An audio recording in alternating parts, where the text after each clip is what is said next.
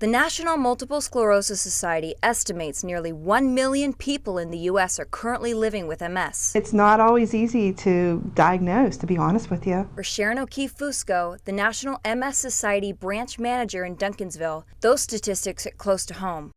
Sharon's sister Debbie was diagnosed with MS 10 years ago. She's not able to work. She's had different impairments from it. And their cousin suffered from the disease as well. They say it's not hereditary, but I think they're wrong.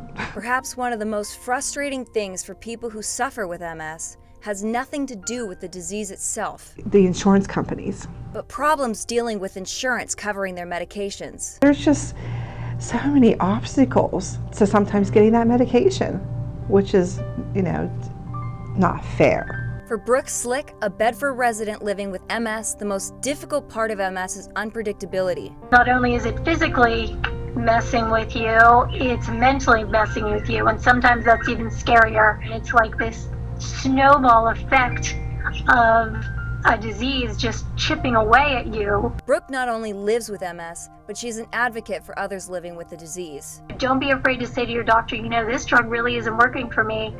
I'd like to try something else. Like so many others who suffer from the disease, Brooke's diagnosis took many years and some misdiagnoses.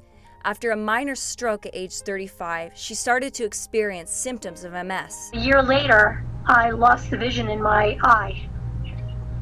And they assumed, based on my history, that it was another clot, but it was in the eye. The blood clot turned out to be optic neuritis, a common first symptom of MS.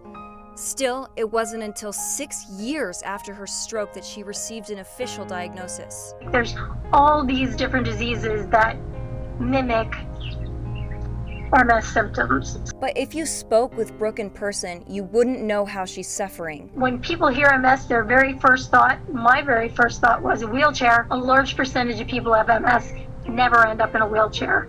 Locals who are suffering from MS are encouraged to call the MS Navigator program. Our goal is for people with MS to have a better quality of life and not to have struggles. Designed with trained professionals to help you navigate through rough parts of the disease. In Altoona, I'm Darby Sparks, WTAJ News.